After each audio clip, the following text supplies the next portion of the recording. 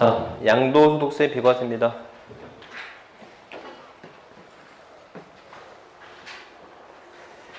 자, 양도소득세 비과세. 다음 각 호의 소득에 대해서는 양도세를 뭐하지 아니한다? 과세하지 아니한다. 저렇게 돼 있죠? 여러분들, 첫 번째, 파산 선고에 의한 처분에 대해서 양도세를 비과세하는 것은요. 파산 선고 처분에 대해서 양도세를 비과세하는 것은 파산자를 보호하기 위한 게 아니라 그랬죠. 파산자는 이미 면책을 다 받았어요. 이런 파산 선고 처분에 대해서 양도세를 과세한다면 그만큼 채권자가 채권 회수가 더 힘들어지겠죠. 오케이? 그래서 파산 선고 처분에 대해서 양도세를 비과세하는 것은 누구를 보호하기 위함이다? 채권자를 보호하기 위함이다라는 거 보시면 되겠고. 자, 그 다음에 1세대 1주택 비과세입니다. 1세대 1주택 비과세.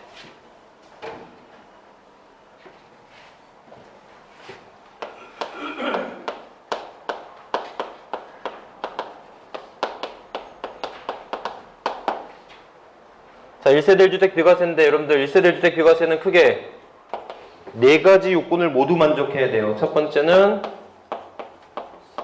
1세대여야 되고요. 주택이어야 되고요. 1주택이어야 되고요. 몇 년을 보여야 된다?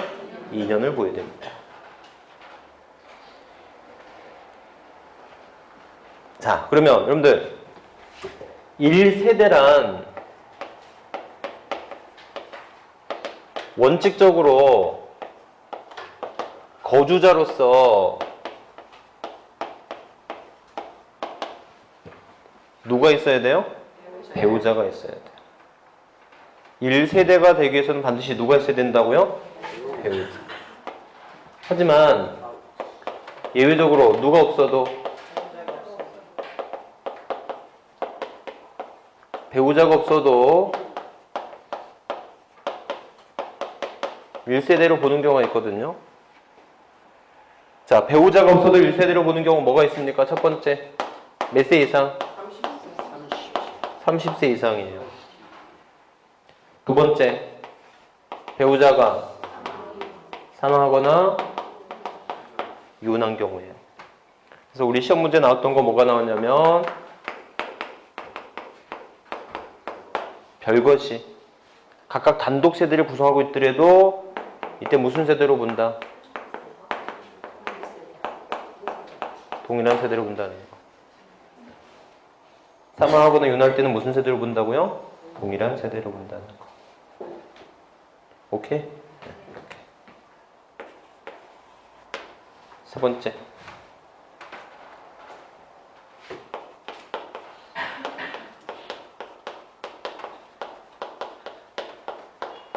중위 기준 소득의 몇 프로 이상이에요?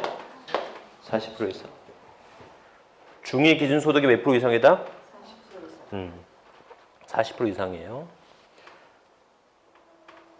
그래서 여러분들 중위 기준 소득의 40% 이상이다라고 하는 것은 뭐냐면 이런 거예요. 중위 기준 소득의 40% 이상이다. 예전에는 최저 생계비로 판단을 했었거든요. 그러니까는 30세 미만이어도 최저 생계비를 벌면 배우자가 없어도 뭐가 됐다? 세대를 인정해 줬었어요. 그런데 살다 보니 사람이 밥만 먹고 삽니까? 영화도 한 편 볼 수 있고 짜장면도 한번 먹고 이렇게 사람다운 삶을 살아야지 사람 아니겠습니까? 그렇죠? 그래서 중위 기준 소득이라 하는 것은 사람이 최소한도로 사람답게 살 수 있는 소득의 수준을 중위 기준 소득이라고 책정을 해 놓은 거예요. 그게 1인 가구가 얼마냐면 1인 가구가 한 170만 원 정도 됩니다. 4인 가구가 한 400만 원 정도 되고요. 400만 원 좀 넘고요. 무슨 말인지 아셨죠? 이게. 그래서 1인 가구일 때 170만 원이니까 30세 미만이고 배우자가 없어도 얼마 정도 벌면? 한 75만 원 정도 벌면. 왜? 중위 기준 소득의 40% 이상이니까. 그럼 이때는 뭐가 되겠다? 1세대로 인정해 주겠다라는 거예요. 이해하셨죠? 그래서 여러분들 배우자가 없어도 뭘로 된다? 1세대로 인정되는 경우가 있다라는 거 기억하시면 되겠다. 아셨죠? 이렇게. 자, 이 정도 기억하시면 되겠다. 그래서 여러분들 1세대는 그렇게 시험 문제 많이 나오진 않아요. 별거하고 있을 때 무슨 세대로 본다? 동일한 세대로 본다는 거. 자, 그러면 주택이 뭐죠? 여러분들 주택이란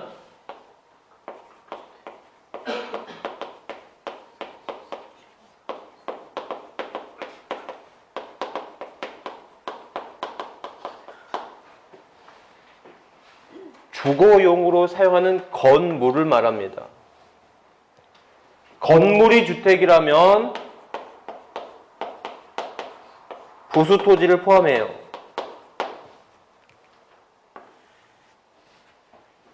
무슨 말인가 하면요. 무슨 말인가 하면 결국 여러분들 1주택자가 건물을 철거 후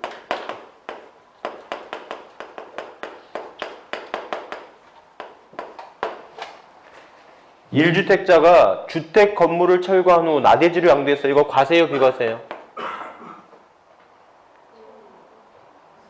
예? 내가 주택을 갖고 있었는데 이 주택이 너무 노후가 돼가지고 건물을 헐고 다시 주택을 신축하려고 했는데 주택을 신축하지 못한 상태에서 나대지 상태로만 양도하게 되었단 말이에요. 그럼 이 사람은 비과세 받을 수 있어요, 없어요? 과세입니다. 왜? 주택은 반드시 뭐가 있어야 돼요? 건물이 있어야 된단 말이에요. 건물이 없는 상태에서 이 토지는 그 토지가 주택의 토지로 20년을 사용했던 말건 간에 양도할 당시에 건물이 없는 토지는 주택의 토지로 볼 수가 없는 거라고요. 이해하셨죠? 이렇게. 그러면 여러분들 이걸 반대로 이용해보면 되겠네요.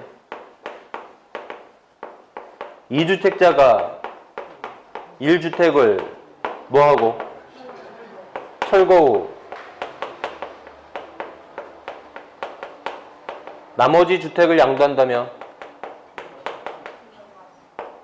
이때 뭐 할 수 있죠? 비과세 받을 수 있는 거겠죠. 무슨 말인지 아셨죠? 네, 주택은 반드시 건물이 있어야지만 토지가 주택이 될 수 있는 거예요. 이때 부수 토지는요. 도시지역내는 5배예요.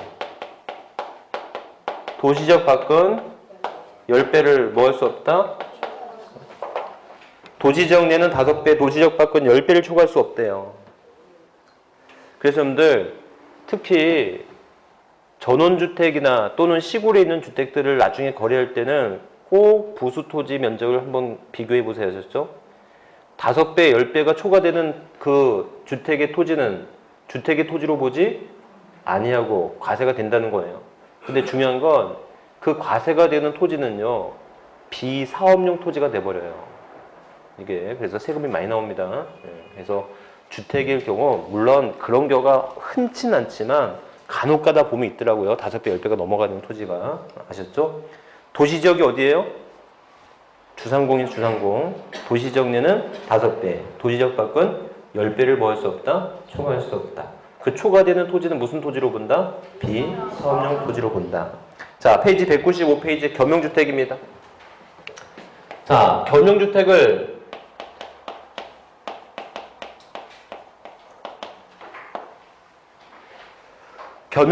주택으로 볼 건가? 라고 하는 문제가 있을 수 있죠?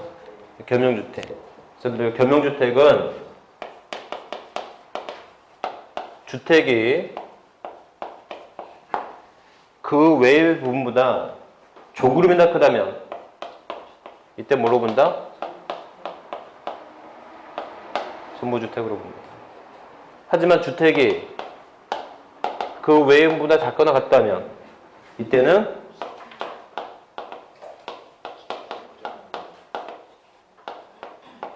어떻게 본다고요? 주택만 주택으로 보는 거예요. 주택만 주택으로 본다. 응? 부등호 표시 잘 보셔야 돼요. 여러분들 진짜 운 좋은 사람이 있었어요.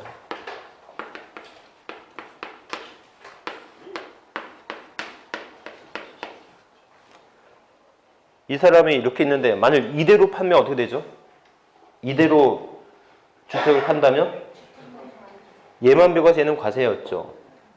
근데 이 사람이 뭐가 고민이었냐면 옥탑방을 하나 불법으로 지어놨는데 이게 항공사진에 걸려가지고 벌금을 매년 맞고 있는 거예요.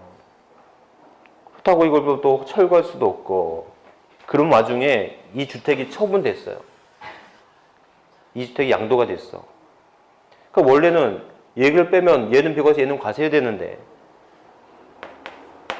이 불법적인 면적이 주택의 면적에 포함이 된다면 조금이라도 크기 때문에 전부 비과세가 될 수 있지 않습니까? 그럼 이런 무허가 면적도 포함을 할까요 말까요? 합니다. 주택의 면적인지 아닌지는 허가, 무허가 여부를 따지지 않는다는 거죠. 그러니까 이 사람 세금 이것 때문에 몇 천만 원 아꼈어요. 조금 더 커져가지고. 알겠죠? 이렇게.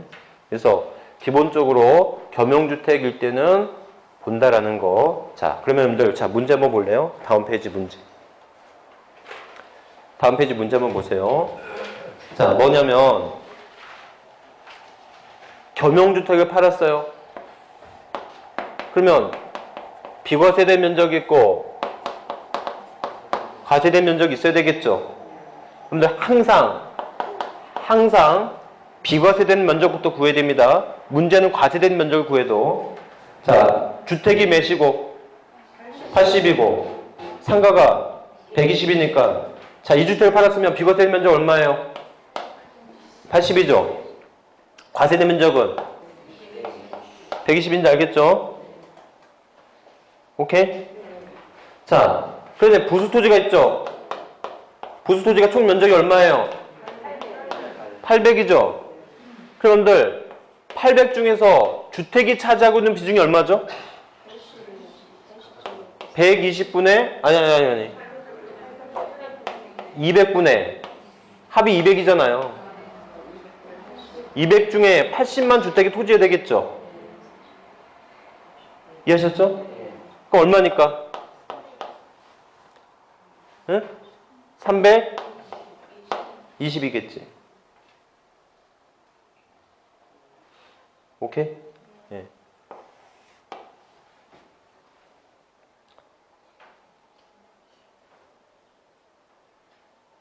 (320) 되는 거 아시겠죠? 예. 이거 4잖아, 4. 4832. 그런데 중요할 거. 원래 320이 주택의 토지가 되는 건 맞지만, 부수 토지는 5배, 10배를 초과할 수 없죠. 거기 보니까 도시지역 내죠. 5배를 초과할 수 없어요. 어디에? 주택으로 보는 면적에 5배를 초과할 수 없단 말이에요. 그러니까는 주택을 최대한 볼 수 있는 면적은 400인데 400 안에 있으니까 주택의 토지는 얼마가 된다? 320만 돼야 되는 게 맞아.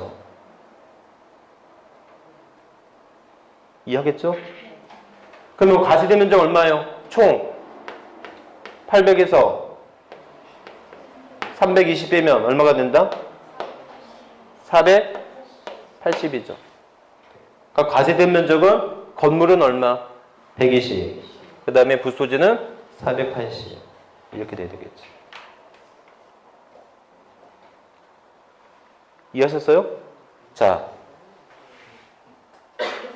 근데 이게 뭐 산수인데 그렇게 어렵지 않은 산수죠. 자, 무슨 말인가 하면, 여러분들, 자, 문제를 이걸 1200으로 한번 바꿔볼까요? 부수토를 1200으로 바꾸면 어떻게 되죠? 1200 곱하기 200분의 80이어야 되겠죠. 그럼 얼마에? 6, 8, 48이면 480이죠. 1200평 중에 480평만이 주택의 토지로 봐야 되는 면적이었어, 원래는. 근데 이 면적은 주택으로 보는 면적에 5배를 초과할 수 없지 않습니까? 이해하셨죠? 그럼 얼마가 되죠? 주택으로 보는 면적은 400이죠.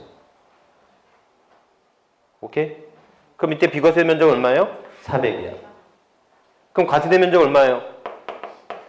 1200에서 400을 빼면 얼마만 과세다? 800이 과세가 돼야 된다고. 이해하셨어요? 그럼 여기서 여러분들 수학 산수 잘한다고 1200 곱하기 200분의 120 하면 안 된단 말이에요. 5배가 걸리기 때문에. 오케이? 이렇게. 자, 여러분들 그러면 자, 이 상태에서 한번 더 풀어볼게요. 이 상태에서 자, 괜히 하는가 모르겠네. 만일 주택이 120이고 상가가 80이에요. 똑같이 한번 풀어보세요. 어떻게 하면 되죠? 주택이 120이고 상가가 80이 하면 과세된 면적 구해보세요. 얼마예요?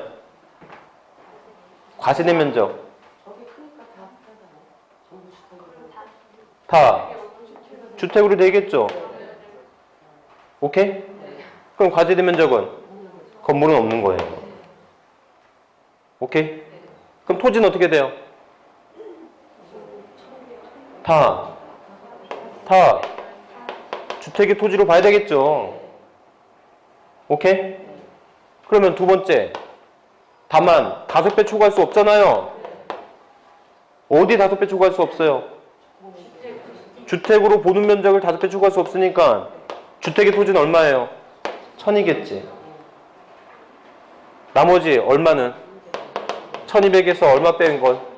1000을 뺀 거 200은 뭐가 된다? 과세가 된다. 오케이? 이 과세되는 200평은 비사업용 토지가 돼버린다니까요. 오케이? 네, 이렇게 여러분들 이런 계산 문제가 재작년에 한번 나왔었는데 진짜 오랜만에 나왔어요. 한 10년 만에 나오지 않았나 싶어. 겸용주택 계산하는 문제가. 근데 이 겸용주택 계산하는 문제는 앞으로 계산하는 문제가 또 나오진 않을 것 같아요. 또 나오진 않을 것 같은데 종종 한 문장으로 종합적인 문장으로 출제가 되니까 그거 정도는 좀 알고 계셔야 된다. 아셨죠? 자, 이 정도 기억하시면 되겠다. 페이지 196페이지 다가구 주택.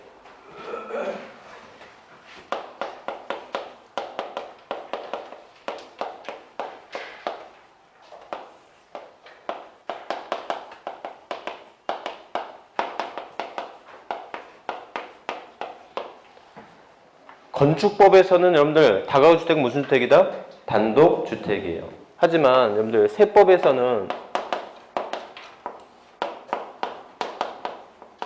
원칙은 공동주택입니다.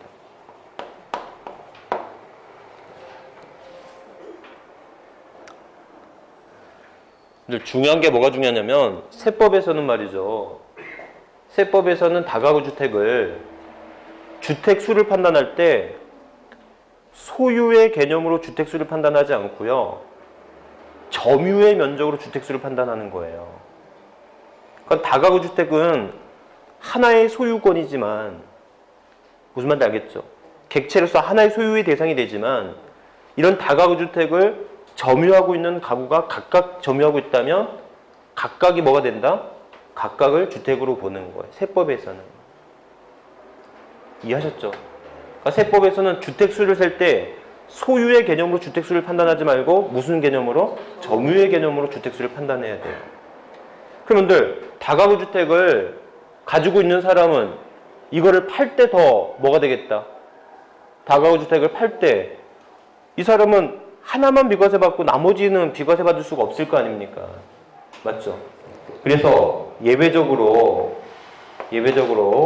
이것을 구분하지 않고 무슨 단위로 판다면 하나의 단위로 양도시에는 이건 뭘로 보겠다? 이거는 단독주택으로 봐.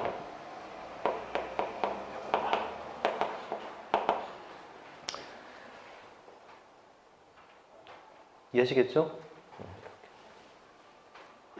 이 정도 개념 보시면 됩니다.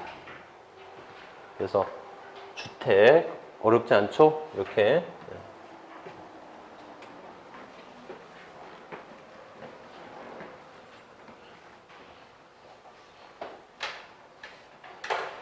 자, 1주택이에요. 자, 1주택의 판정 시점인데요. 자, 이런 1주택의 판정 시점은 언제로 판단한다?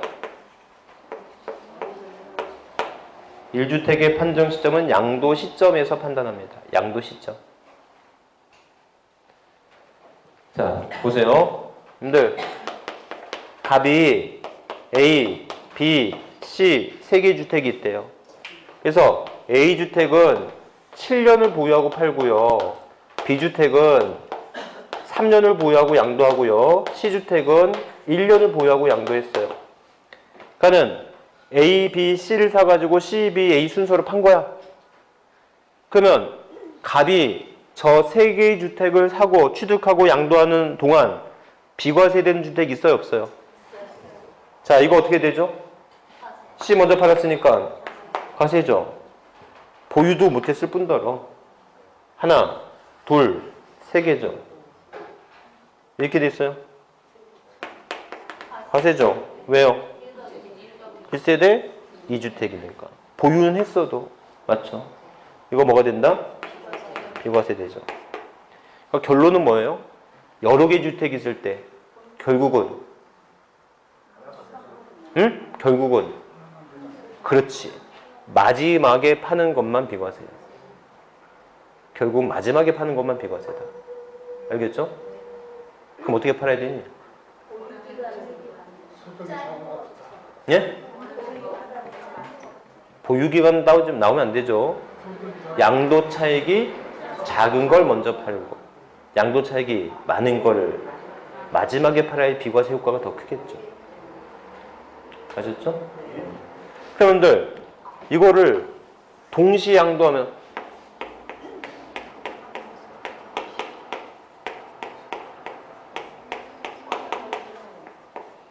두 개선을 동시에 양도할 수 있죠. 다세대를 통으로 양도하는 경우도 있어요. 다세대가 통으로 양도되는 경우가 많다고요. 그럼 어떻게 되죠? 그때는? 납세자가 선택하도록 합니다. 그 내용이 197페이지 두 번째 줄에 보면 이 경우 나와 있어요. 선택에 따릅니다. 그 선택 어떻게 하라고요? 양도차익이 작은 걸 먼저 판 걸로 하고 양도차익이 큰 걸 맨 마지막에 파는 걸로 해서 하면 되겠다라는 거죠. 아셨죠? 이렇게. 자, 그러면 우리 시험 문제 이제 여기서부터 나오는데요. 자, 지금도 뭘 중요했지만 지금부터 하는 것은 1세대 2주택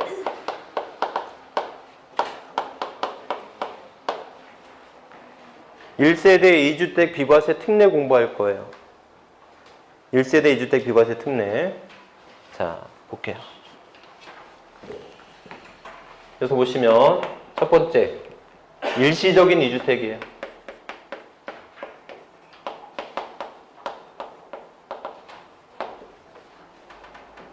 일시적인 2주택. 자, 보시면 읽어보지 않고 그냥 할게요. 자,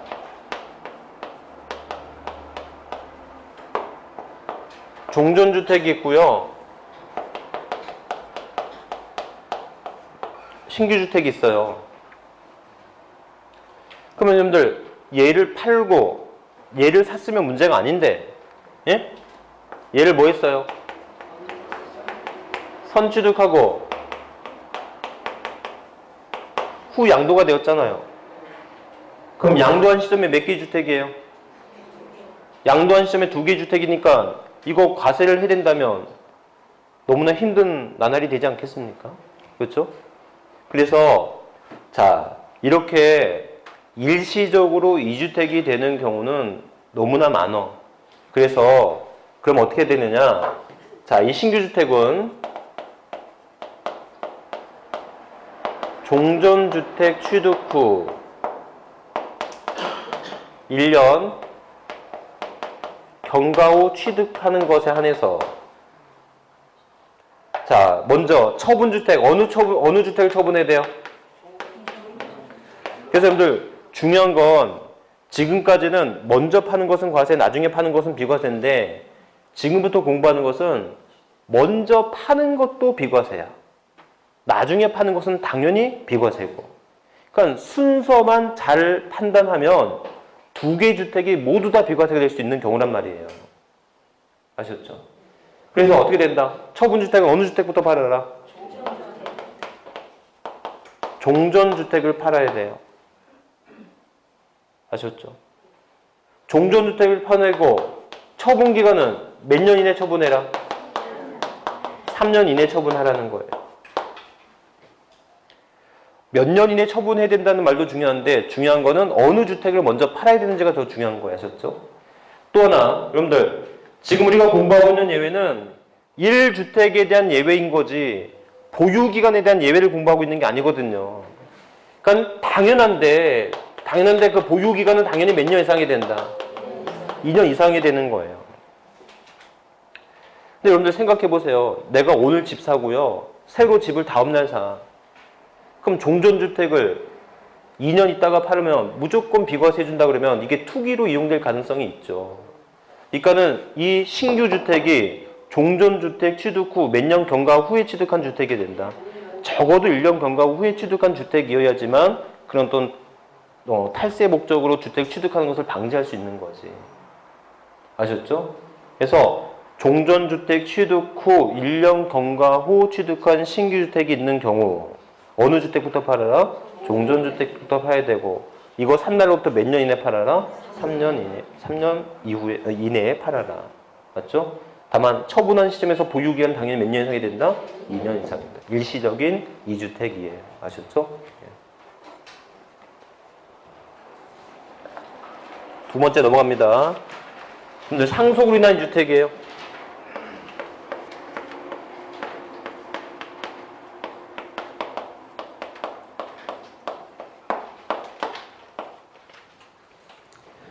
상속으로 인한 2주택.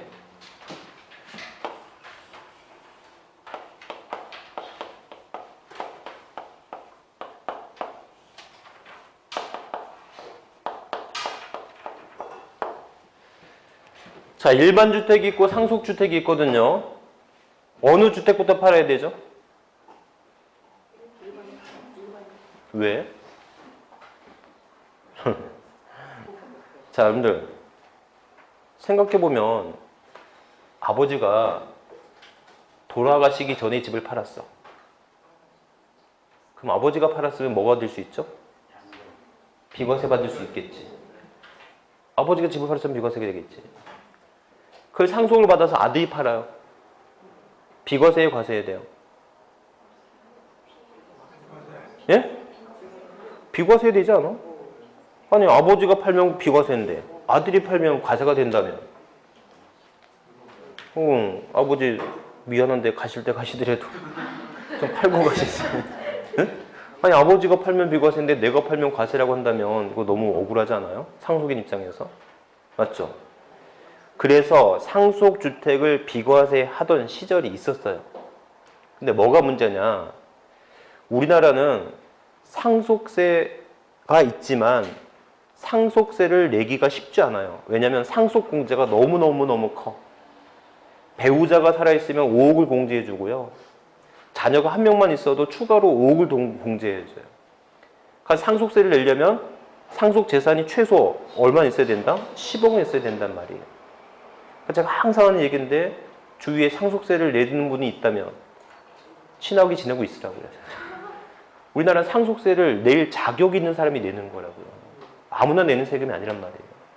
근데 그 상속공제를 어마어마하게 받았는데 그 상속공제까지 받은 주택에 대해 양도소득세까지 무제한적으로 또 양도세를 비과세해 준다면 상속을 받은 자와 그렇지 않은 자 간에 뭐가 있다? 세상 혜택이 너무나 큰 차이가 생기는 거예요. 아셨죠? 그래서 이때는 어느 주택부터 팔아라? 이때는 일반 주택을 팔아야지 비과세 해주는 거예요.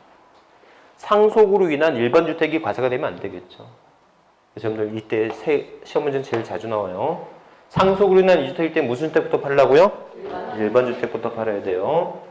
자, 보유기간에는 처분기간에는 제한이 없습니다. 상속 개시일로부터 몇 년 이내 팔아라 그런 거 없어요. 자, 보유기간은 몇 년 이상이다? 2년 이상. 이게 상속으로 인한 2주택이에요. 오케이? 자, 3번 넘어갑니다.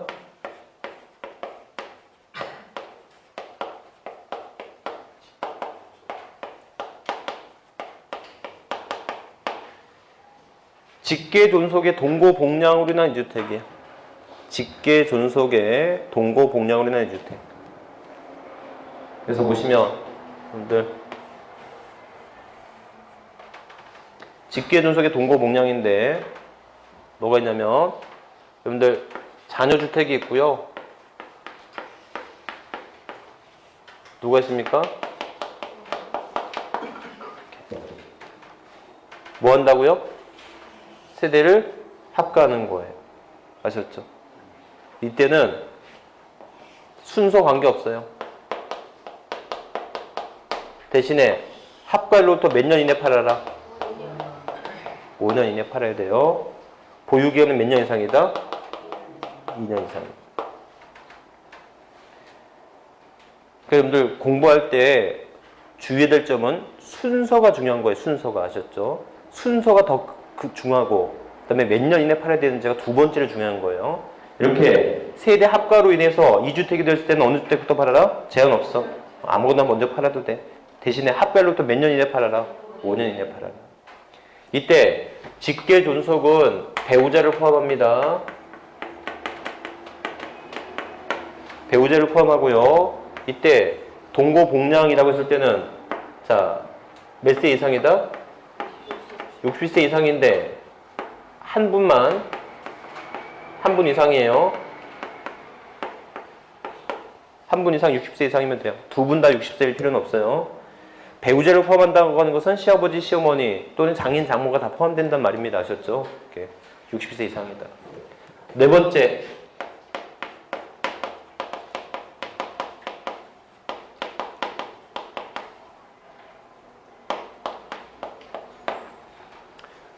혼인으로 인한 이주택이에요.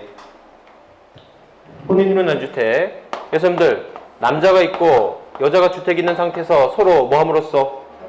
결혼함으로써. 여러분들 그래서 3번과 4번을 묶어두시면 3번과 4번을 묶어두시면 이걸 뭐라고 합니까? 세대 합가라고 말을 하게 되죠. 세대 합가라고 얘기를 하게 되는 거예요. 아셨죠? 세대 합가로 인해서 이주택이 되는 경우 세대 합가라는 이유는 동고 복량이거나 혼인으로 인한 세대 합가가 될 수 있잖아요.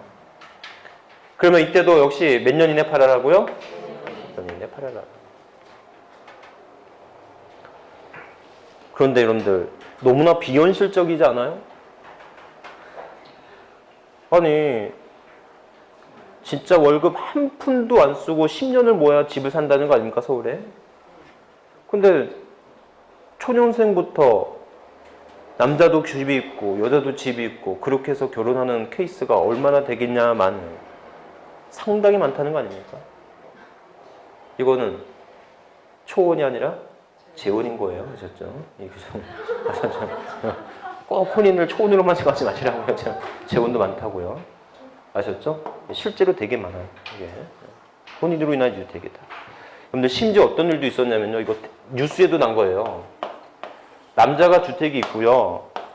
그 다음에 2번 일시적인 주택을 샀어요. 남자가 1세대 2주택이었다고요. 그런 상태에서 여자가 집 있는 상태에서 이렇게 결혼을 해버렸어. 지금까지는 무조건 다 1세대 2주택에 대한 특례인 줄 알았는데 이 경우는 순서를 잘 팔면 3개 다 비과세가 돼요. 3개 다 비과세가 돼요. 어떻게 바르면 돼요? 예? 아니 그러니까 어떤 걸 먼저 팔아야 돼요? 그렇지. 1번을 먼저 팔아야 되지. 이건 몇 년 이내 팔아야 돼요? 3년 이내. 이렇게 하면 5년 이내죠. 그러니까 1번을 몇 년 이내 팔아야 돼요? 3년 이내 팔면 돼요. 그러면 이거 혼인으로 인한 2주택이 되잖아요. 그럼 2주택 모두 다 몇 년 이내 팔면 된다? 5년 이내 먼저 파는 거 비과세. 그 다음에 나중에 2년 보유하고 또 하는 비과세 될 수 있지. 무슨 말인지 아셨죠? 네, 이렇게. 그래서 여러분들 여러 개의 주택이 있는 분들은 반드시 상담을 한번 받아보세요. 여러분들이 모르는 비과세 혜택이 생각보다 많아요. 생각보다. 이렇게. 그래서 혼인으로 인한 이주택이다라는 거. 집이 없어요? 죄송합니다. 자, 다섯 번째. 지정문화재 소유에 대한 특례예요.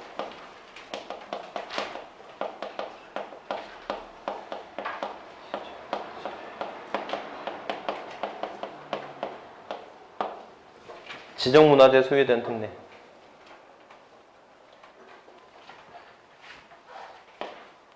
그래서 여러분들, 자, 무슨 주택이 있고요? 일반 주택이 있고, 또 뭐가 있어요? 지정문화재 주택이 있을 수 있다는 거죠? 여러분들, 제목을 잘 읽어보면 지정문화재 소유에 대한 특례거든요. 그러니까 어느 주택을 비과세하겠다는 거예요?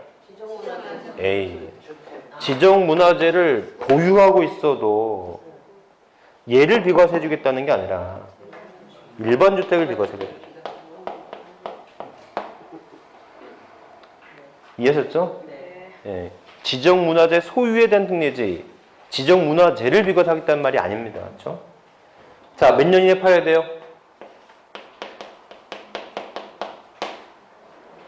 관계없어요. 대신에 몇 년 이상이다? 2년 이상이다.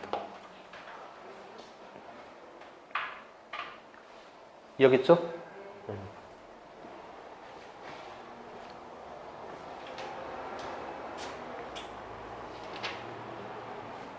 여섯 번째,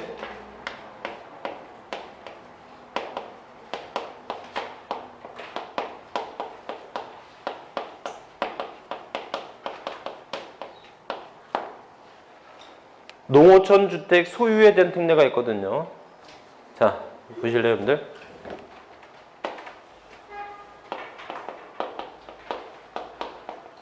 일반 주택이 있고 농어촌 주택이 있는데, 여러분들 시골에 주택이 왜 있어요? 시골에 주택이 왜 있을까?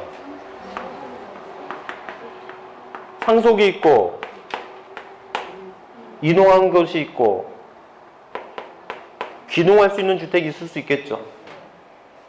근데 이때 상속주택과 이농주택이 농어촌 주택이 되기 위해서는 시골에 있어야 되겠지만, 더욱더 중요한 것은 몇 년 이상 거주해야 되냐면 5년 이상 거주하던 사실이 있는 주택이 됩니다. 그러면 이때 어느 주택 비과세하겠다? 일반 주택 비과세하고요. 처분기간에 제한이 없어요. 보유기간 몇 년 이상이 되느냐? 2년 이상이 돼요. 오케이?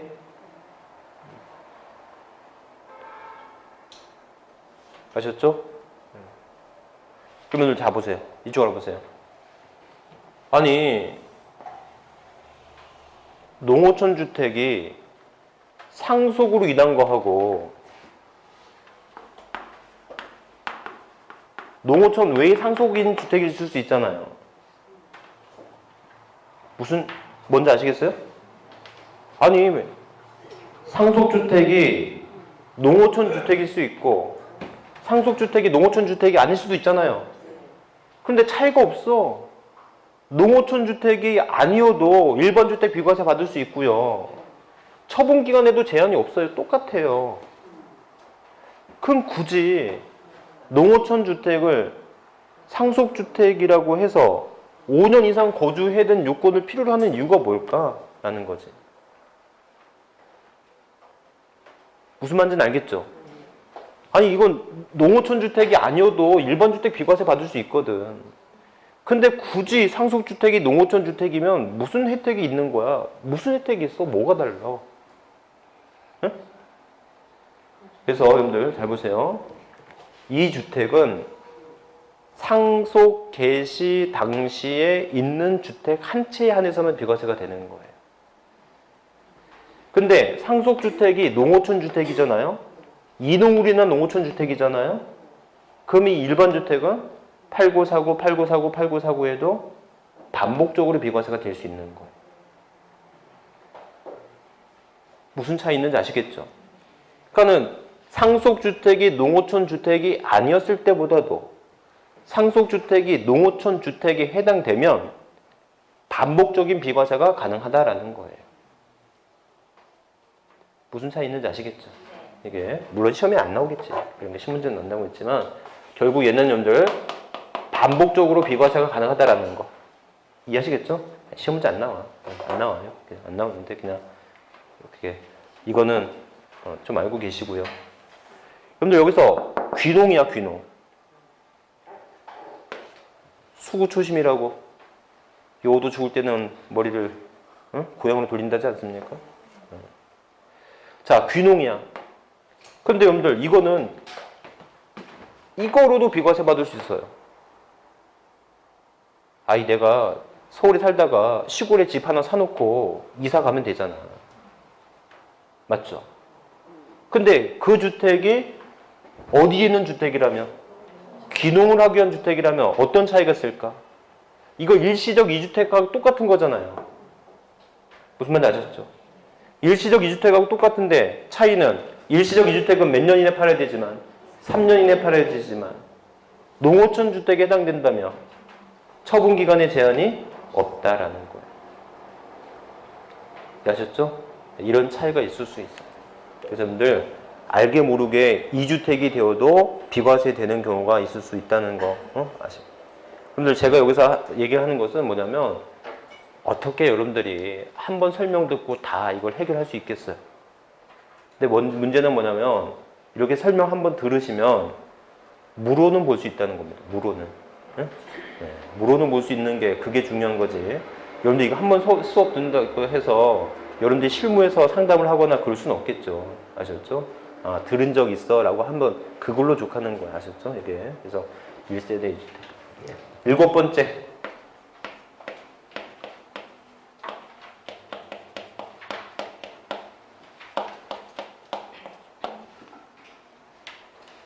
여러분들 상속이나 인농주택은 반복적인 비과세가 가능하지만 귀농주택으로 취득한 농어촌 주택은 처음 양도하는 1주택에 한해서만 비과세가 되는 겁니다. 귀농하겠다고 해서 이거 사고 팔고 하면 안 된다는 거죠. 무슨 말인지 아셨죠? 네. 자, 수도권 밖의 주택이에요. 수도권 밖의 주택.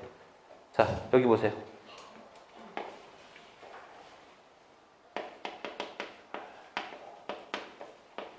종전주택이 있고요. 신규주택이 있어요. 뭐랑 똑같네? 일시적 2주택이랑 똑같네. 맞죠? 그런데 이 신규주택이 수도권 밖에 있는 주택으로서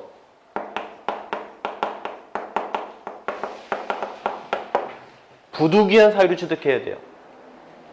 그럼 부득이한 사유가 뭐냐 봤더니 취약, 근무상의 형평, 질병 치료 목적이에요. 오케이? 그러면 어느 주택 먼저 팔아야 돼요? 당연히 종전주택 팔아야 되죠. 몇 년 이내 팔아야 돼요? 3년 이내 팔아야 되겠죠. 보유기간 몇 년 이상 해야 돼요? 2년 이상 해야 돼요. 근데 뭐가 틀리냐? 뭐가 틀려? 봤더니 이렇게 수도권 밖의 주택을 부득이한 사유로 취득했다면 3년 이내 처분해야 되지만 저거는 신규 주택을 취득한 날부터 3년이겠지만 여기서는 그 부득이한 사유가 뭐 한 날부터? 해소된 날부터예요. 이해하셨죠? 여러분들 이거 뭐예요? 어디? 이거 어디겠어? 세종시겠지, 세종시. 세종시 주택이겠지. 공무원들 짝짝 갔잖아요. 이렇게. 응? 그래서 이런 근무상 형편으로 일 때는 서울에 있는 집이 있더라도 이거를 세종시 집 사고 나서 3년 내에 파는 게 아니라 거기서 근무 기간이 끝나거든. 그러면 해소된 날부터 몇 년 이내 팔아라? 3년 이내 팔아라. 이해하시겠죠? 이렇게.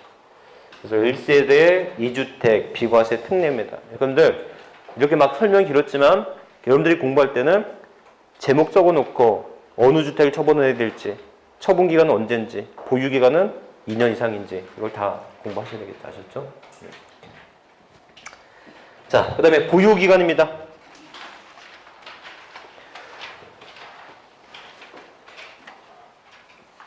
보유기간. 보유기간 몇 년 이상 보유해야 돼요? 2년 이상 보유해야 돼요. 여러분들 재개발, 재건축으로 노후 등으로 멸실된 주택은 재건축한 주택과 보유한 기존 주택의 보유기간을 뭐한다? 통산합니다. 알겠죠? 그 다음에 비거주자가 해당 주택을 3년 이상 보유하고 주택에 거주한 상태로 거주를 전환받는 경우에는 해당 주택에 대한 거주기간의 보유기간을 뭐한다고요? 통산합니다. 여러분들 여기서 제가 2년이라고 했지만 이게 비거주자는 몇 년이다? 3년이에요. 이것만 좀 기억해 주세요. 하셨죠? 그래서 비거주자로 보유하다가 거주자로 전환됐어. 그럼 몇 년 이상 보유해야 돼요? 2년 이상 보유해야 되거든요, 원래는. 하지만 비거주자로 있다가 거주자로 전환됐다면, 비거주자로서 몇 년 이상 보유했다면, 3년 이상 보유했다면 이거 뭐 하겠다? 적용, 합산하겠다, 통산해주겠다라는 거예요. 아셨죠? 여러분들 자 생각해 보세요. 아까 1세대가 될 때는 뭐였지? 1세대가 되기 위한 요건은 배우자가 있어야 된다라고 하는 말만 기억나죠? 그것만 기억나죠? 그것만 기억나죠? 무슨 말인가 하면 1세대가 되기 위해서는 다른 거 다 제쳐두고 거주자여야 돼요. 거주자로서 배우자가 있어야 된단 말이에요. 배우자가 있어도 비거주자는 1세대가 될 수가 없어. 비거주자는 1세대 1주택 비과세를 못 받는단 말이에요. 이해하셨죠? 그러니까 내가 비거주자로 주택을 보유하고 있어도 비과세 받을 수 있다 없다? 없다는 거야. 여러분들 기속용이라는 선수 아십니까? 기속용 거주자예요 비거주자예요? 비거주자죠. 기속용이 한국에 집이 있겠어요 없겠어요? 있겠죠. 무슨 말인지 아셨죠? 그러니까 기속용인은 비거주자이기 때문에 비거주자인 상태에서 주택을 처분하면 비과세 받을 수 있다 없다? 없다는 거예요. 그러면 기속용도 이제 언젠가 은퇴하게 돼서 국내로 다시 컴백한 날이 있겠죠. 그럼 뭘로 전환이 돼요? 거주자로 전환이 되겠죠. 그러면 거주자로 전환이 됐으면 몇 년 보유해야 돼요? 그때부터 2년을 보유해야지만 비과세가 되는데, 이렇듯 비거주자가 거주자로 전환이 됐을 때 비거주자로서 몇 년 이상 보유했다면, 3년 이상 보유했다면 이때는 거주자로 전환되고 팔아도 통산하니까 뭐 할 수 있다? 비과세 받을 수 있고, 그렇기 때문에 비거주자는 몇 년 이상 보유했어야 된다? 3년 이상. 원래는 몇 년이지만 2년이지. 오케이? 네. 그 다음에 여러분들 상속주택은 어떻게 되지?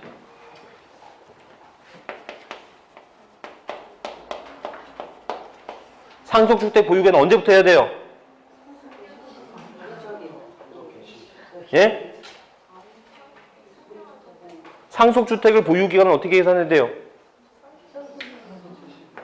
상속 개시일. 그렇게 하면 안 되고, 이게 동일 세대였으면 1세대 1주택이지 1인 1주택 비과세가 아니잖아요.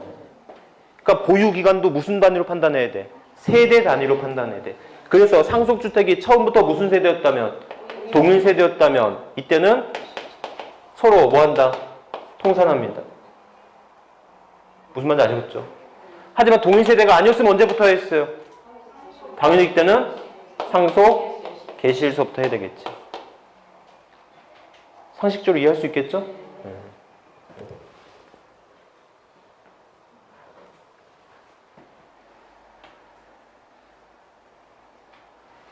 자, 이렇게.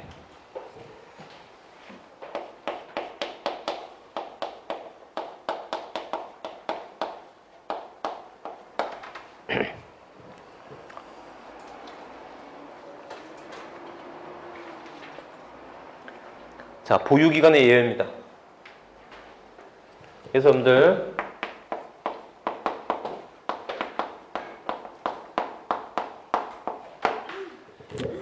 건설 임대주택 때는 몇 년 이상 거주해라? 5년 이상. 건설 임대주택 때는 5년 이상 거주해야 돼요. 자, 보세요. 여러분들 임대주택이 뭐예요?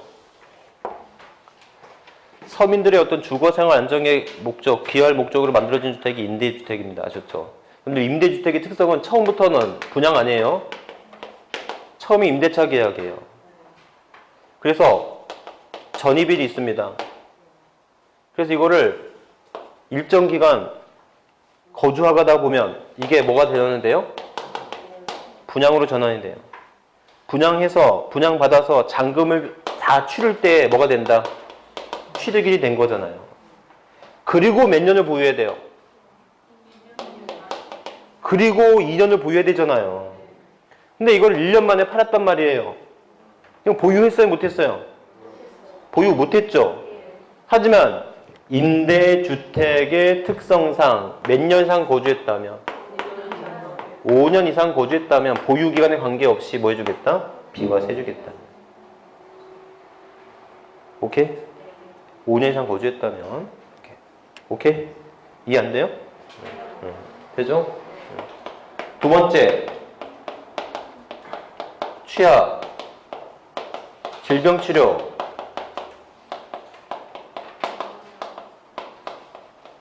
근무상의 형편 또는 학폭, 학력폭력 때문에 이전하는 경우 있을 수 있죠. 이때는 몇 년 이상 거주다? 1년 이상 거주해야 돼요.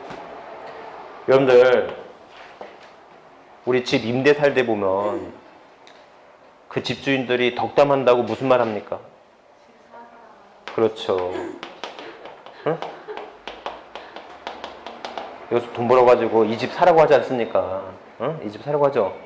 그래서 자 2년을 거주하다가요 그걸 진짜로 샀어요. 그 집을. 재수가 없는 건지 재수가 있는 건지 모르겠는데 6개월 있다가요 부산으로 발령을 받은 거예요. 알겠죠? 그래가지고 9개월이 되는 해에 이걸 9개월 지날 때 양도를 해버렸어. 보유기간이 2년이 안 되, 1년도 안 되잖아요. 오케이? 자, 그러면 이럴 때 근무상의 형편, 이거 우리 시험 문제 이거 사업상의 형편 그러고 나왔습니다. 사업상의 형편 안 되고 뭐예요? 근무상의 형편. 여러분들 취약은 고등학교 이상해야 돼. 취약 초등학교 중학교 안 돼요. 고등학교 이상해야 돼요. 아셨죠? 질병치료는 1년 이상의 질병치료 목적이어야 돼요. 요건이 그렇게 쉽진 않아요. 까다로워요. 그럼 이 사람 1년 이상 거주했어요? 안 했어요? 1년 이상 거주했어요? 그렇죠. 거주했죠. 여러분들 1년 이상 거주인데 여기에 보유기간 중에 거주해야 한다는 말이 있어요? 없어요? 없어요. 거주는 전입일서부터 전출일까지만 판단하면 되는 거야. 그러니까 이 사람은 2년 6개월이나 거주를 했죠. 그러니까 이때는 보유기간이 뭐가 안 돼도 6개월, 1년이 2년이 안 돼도 이거 뭐 할 수 있다? 비과세 해줄 수 있겠다. 오케이? 네. 여러분들 이때 근무상의 형편은 취직을 목적으로 이사를 갔어. 돼요? 안 돼요? 돼요. 돼요. 취직도 됩니다. 네. 그래서 근무상의 형편이라고 하는 것은 내가 사업을 하다가 망해가지고 지방으로 근무, 취직을 할 목적으로 갔어. 이거 돼요. 자, 그런데 여러분들 이건 그냥 실무적인 얘기인데 이 사람이 양도를 하기 전에 여기서 퇴사를 해버렸어. 퇴사를 하고 팔았어. 이거 혜택 받을 수 있을까요? 없을까요? 네? 퇴사를 하고 팔았어. 이거는 근무상 요건이 해소가 돼버렸지. 그러니까 이거 퇴사하고 팔면 이거 비과세 안 돼요. 이거 대법원까지 가서 안 된다고 나오는 거 아셨죠? 중요한 건 아닌데. 그러니까 여러분들 1세대 1주택 비과세 그 예규가 얼마나 많은지 아마 세법 규정의 중에서 1세대 1주택 비과세 규정이 제일 많을걸. 그만큼 진짜 생각지도 못한 일들이 엄청나게 많단 말이에요. 예. 이해하셨죠? 세 번째, 여러분들 수용 등이 되거나 해외 이민 등일 때는 수용이거나 해외 이민 등일 때는 보유기간, 거주기간 불문이에요. 수용되거나 또는 해외 이민 등으로 할 때는 뭐가 된다? 거주기간 불문.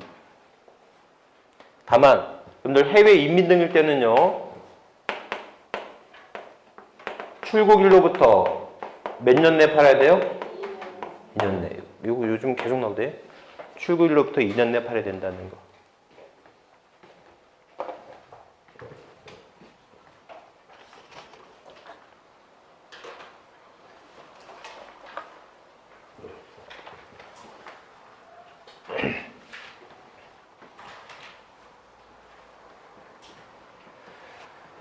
자, 양도소득 비과세 배제 들어갑니다. 양도소득 비과세 배제. 양도소득 비과세 배제인데요. 보시면 고가주택, 미등기 양도자산 뭐 배우셨죠 이거는? 그 다음에 여러분들 다운계약, 업계약서에 대한 비과세 배제예요. 이게 무슨 말인가 하면 여러분들 보세요. 어차피 고가주택은 9억까지는 비과세잖아요.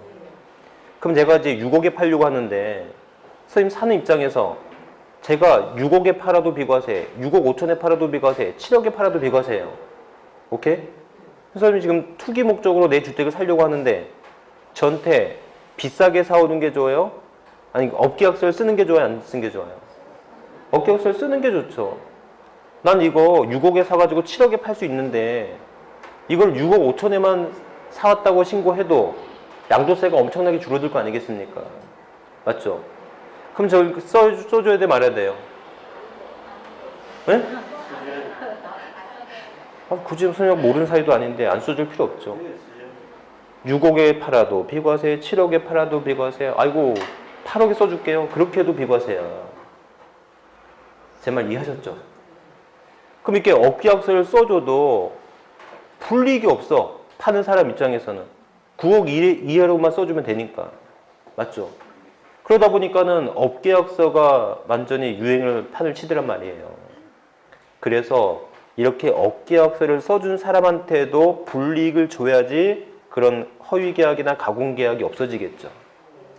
그래서 만약에 양도가액이 6억인데 실지가 그래서 이게 비과세 적용이 8천을 받았어. 무슨 말인지 알겠죠? 6억에 대한 세금이 얼마였다고요? 8천이었어. 그러니까 여러분들이 8천만 원을 세금을 비과세 받은 거야. 근데 허위로 얼마를 써줬냐면 6억 5천 써줬단 말이에요. 그러면 8천 중에서 비과세 배제한 금액은 둘 중에 작은 금액을 비과세 배제할 텐데 당신이 6억 5천에서 6억인 사이 얼마? 5천만 원과 두 번째 당신이 비과세 받았어야 될 금액 8천만 원 중에서 작은 금액을 뭐 하겠다? 비과세 배제하겠다는 거예요. 업계약서 써준 것만큼 비과세 안 해주겠다는 거예요. 그러면 여러분들 이 8천만 원인데 8천만 원 중에서 얼마는 5천은 뭐가 되고 과세가 되고 나머지 3천은 여전히 비과세를 받을 수 있는 거지. 제 말 이해하셨죠? 오케이? 그러니까 써준 것만큼 안 돼. 써준 것만큼 비과세 안 할 거야. 만약에 여러분들 이걸 7억에 신고를 했어요. 그럼 어떻게 돼요? 7억에서 6억 빼면 이게 1억이죠?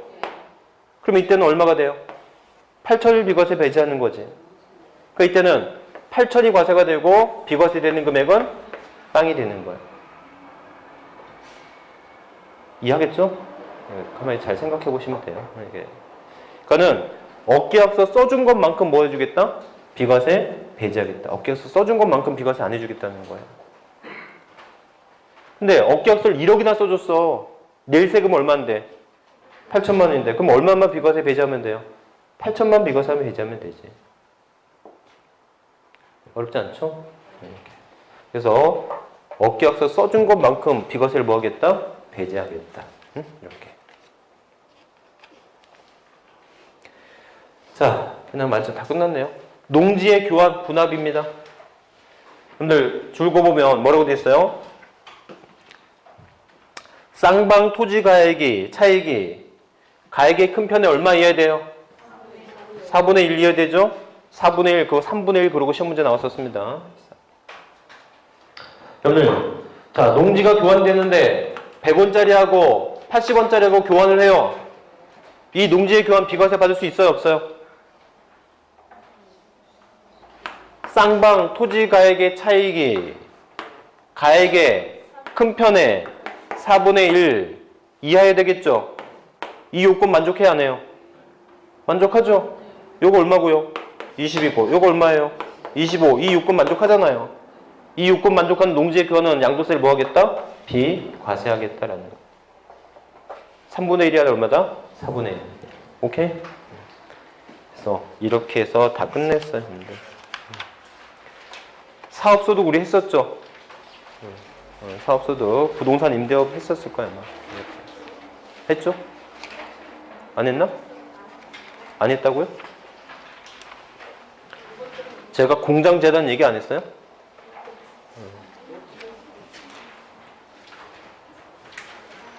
했을 텐데.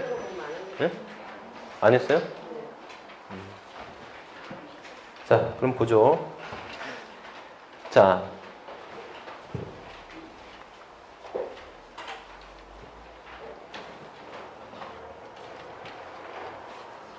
여러분들, 이것만 기억하세요. 용인권 있죠? 전세권 있고 뭐가 있어요? 재산권 있고 지역권 있죠? 이런 용익물권을 설정 또는 대여함으로써 받을 수 있는 소득이 있다면 뭐죠? 전세권의 대여는 사업소득이에요. 전세권을 대여한다는 게 뭐예요? 전세권을 대여한다는 건 전전세. 아셨죠? 전전세에 의한 소득도 무슨 소득이다? 사업소득이에요. 하지만 지상권, 지역권의 설정 대여는 무슨 소득이다? 기타 소득이에요. 응? 그래서 지상권, 지역권의 설정 대여로 인한 것은 무슨 소득이라고요? 기타 소득. 여러분들 지상권의 최단 설정 기간이 몇 년이라고요? 30년이죠. 그럼 지상권을 설정 또는 대여함으로써 받을 수 있는 소득은 평생에 한 번 있을까 말까한 소득이죠. 이해하셨죠? 그래서 지상권, 지역권은 부동산상의 권리임에도 불구하고 이거 무슨 소득으로 보겠다? 기타 소득으로 보겠다라는 거. 취지 아시겠죠? 네. 다만 여러분들 양도를 통해서 나올 수 있는 소득은 뭐예요? 전세권, 지상권은 무슨 소득이죠? 양도 소득이지만 지역권은 열거된 소득이 아니죠. 아까도 했었잖아요. 그렇죠? 여러분들 용익 물권에 관련된 이거 뭐 기억하시면 되겠고, 자 바로 2번 공장재단, 광업재단 있잖아요. 찾으셨죠? 여러분들 공장재단이 뭐예요?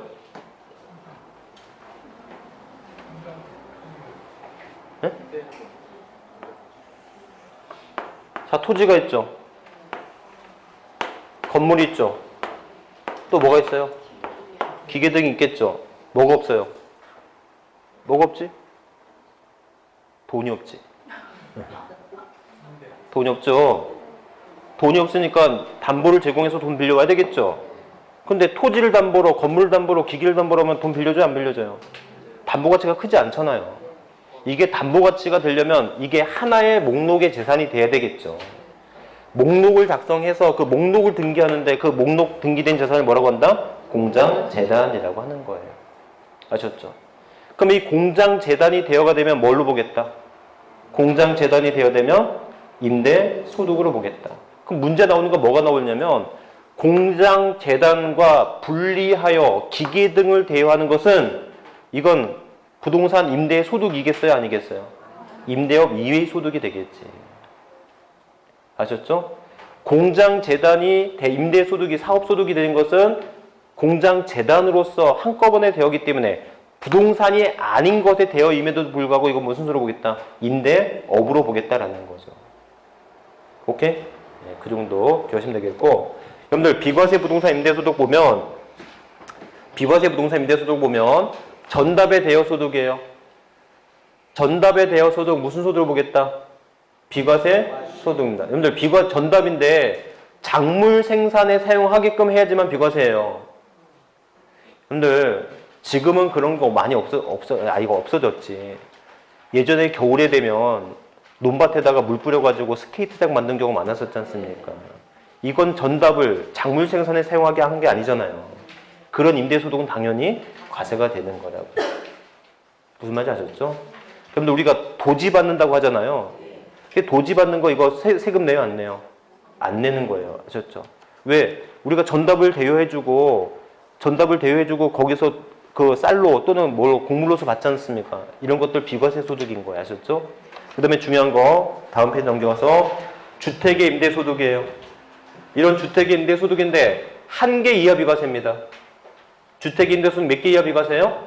1개. 여러분들 그러면 제가 2개가 있는데 하나는 나 살고 하나 임대 줬어. 이거 과세 비과세예요? 과세예요. 1개는 내가 주택이 1개 있을 때 비과세인 거예요. 아니 1개 있는데 어떻게 임대를 줘? 나도 임대 살고 내 주택 임대 주는 경우 있죠. 그럴 때만 비과세인 거예요. 아셨죠? 주택이 1개 있을 때만 비과세고 이때 주택이 1개인지 2개인지 여부는 부부 합산해서 판단해요. 나 하나, 와이프 하나. 이거 몇 개 주택이다? 2개 주택이에요. 아셨죠? 이때는 과세예요. 다만 1개라도 과세되는 경우가 있어요. 한 채라도 과세되는 경우가 있는데 국외 소지하는 주택. 국외에 소지하는 주택은 1개 이하라도 과세가 되는 거고 또 하나 고가주택을 임대하고 있어. 고가주택의 임대에 대해서는 뭐가 된다? 과세가 된다. 이때 중요한 거 여러분들 자 주의. 고가주택은 몇 억 초과한 주택이에요? 9억 초과한 주택이죠.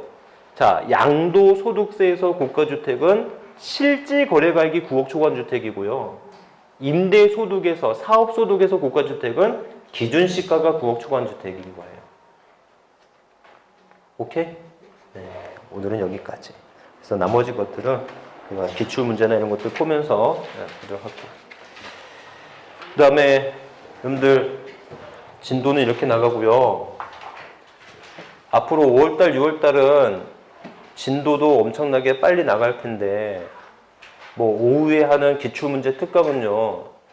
순서대로 나가는 게 아니라 중요도대로 나갈 거예요. 무슨 말인지 이해하셨어요? 그래서 여러분들 오전 야간에 하는 우리 본 진도는 순서대로 나가겠지만 목차대로 나가겠지만 그 기출 문제의 진도는 배운 거 순서대로 나가는 게 아니라 제가 생각하는 중요도 또는 어려운 거를 먼저 이렇게 해서 판단할 거 아셨죠? 이렇게. 그래서 그렇게 알고 계시면 돼요. 오늘 여기까지 할게요. 수고하셨습니다.